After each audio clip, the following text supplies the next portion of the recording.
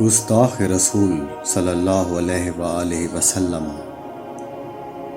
ایک ہندو جس کا نام راجپال تھا، اس نے آپ صلی اللہ علیہ وآلہ وسلم کی شان میں گستاخی کی، تو اس وقت کے ایک نوجوان علم الدین نے اس گستاخ رسول راجپال نامی شخص کو قتل کرنے کا ارادہ کر لیا۔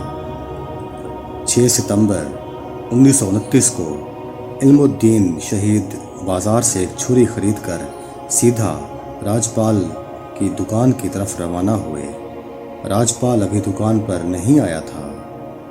علم الدین شہید نے اس ہندو کا انتظار کیا، اور جیسے ہی وہ راجپال اپنی دکان میں داخل ہوا، علم الدین شہید نے چھری سے اس کے سینے پر زوردار وار کیا، جو اس کے دل میں پیوست ہو گیا۔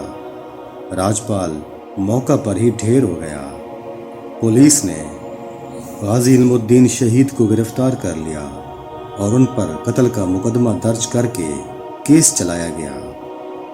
علامہ اقبال کی درخواست پر قائد اعظم محمد علی جناح نے علم الدین شہید کا مقدمہ لڑا۔ قائد اعظم نے ایک موقع پر علم الدین سے کہا کہ وہ جرم کا اقرار نہ کرے، کیونکہ وہ ابھی نوجوان ہے۔ غازی علم الدین نے کہا کہ میں یہ کیسے کہہ دوں کہ میں نے یہ قتل نہیں کیا ہے، مجھے اس قتل پر ندامت نہیں بلکہ فخر ہے۔ اس وقت کی عدالت نے علم الدین کو سزائے موت سنا دی۔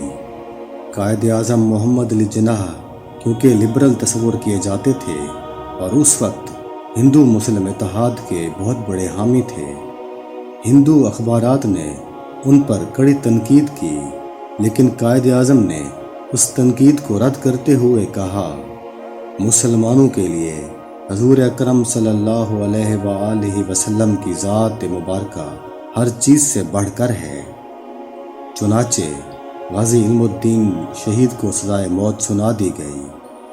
31 اکتوبر 1929 غازی علم الدین شہید کی سزائے موت پر عمل درآمد کا دن تھا۔ علم الدین شہید سے ان کی آخری خواہش پوچھی گئی تو انہوں نے کہا کہ مجھے صرف 2 رکعت نماز پڑھنے کی اجازت دی جائے۔ غازی علم الدین کو جب پھانسی گھاٹ پر لایا گیا اور جب پھندا ان کی گردن میں ڈالا گیا تو انہوں نے وہاں موجود لوگوں سے کہا، اے لوگو، گواہ رہنا، میں نے گستاخ رسول صلی اللہ علیہ وآلہ وسلم اس ہندو راجپال کو نبی کریم صلی اللہ علیہ وآلہ وسلم کی شان میں گستاخی کرنے پر واصل جہنم کیا ہے۔ آج میں آپ سب کے سامنے کلمہ طیبہ کا ورد کر کے حرمت رسول صلی اللہ علیہ وآلہ وسلم پر اپنی جان نچھاور کر رہا ہوں۔ غازی علم الدین شہید کو پھانسی دینے کے بعد برطانوی حکومت نے ان کی میت بغیر نماز جنازہ جیل کے قبرستان میں دفنا دی، جس پر مسلمانوں نے شدید احتجاج کیا اور علامہ اقبال نے ایک مہم چلائی، اور آخرکار انگریزوں کو یہ یقین دہانی کے بعد کہ لاہور میں تدفین کے موقع پر کسی قسم کی کوئی ہنگامہ آرائی نہیں ہوگی، اس کی اجازت دے دی گئی۔ 15 دن بعد جب غازی علم الدین شہید کی میت کو قبر سے نکالا گیا تو ان کا جسد خاکی پہلے دن کی طرح تر و تازہ تھا۔ علم الدین شہید کے والد نے علامہ اقبال سے علم الدین کی نماز جنازہ پڑھانے کی درخواست کی، جس پر علامہ اقبال نے ان سے کہا کہ وہ بہت گنہگار انسان ہیں، اس لیے اتنے بڑے شہید کی نماز جنازہ وہ نہیں پڑھا سکتے۔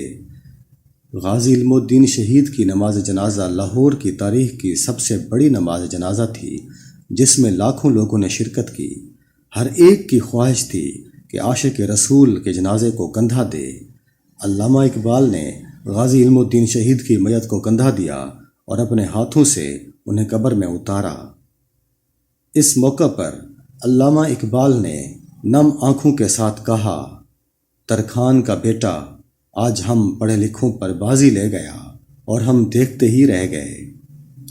علم الدین شہید کی پھانسی کے بعد ایسے حالات پیدا ہوئے جس کے بعد انگریزوں کو قوانین میں تبدیلی کرنا پڑی اور کسی بھی مذہب کی توہین کو جرم قرار دیا گیا، اور اس طرح ایک نوجوان کی قربانی قانون میں تبدیلی کا پیش خیمہ بنی۔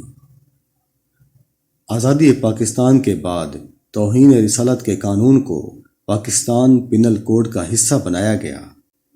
اس قانون میں ترمیم کرتے ہوئے قرآن کریم کی توہین کی سزا عمر قید، جبکہ حضور اکرم صلی اللہ علیہ وآلہ وسلم کی توہین کی کم از کم سزائے موت رکھی گئی۔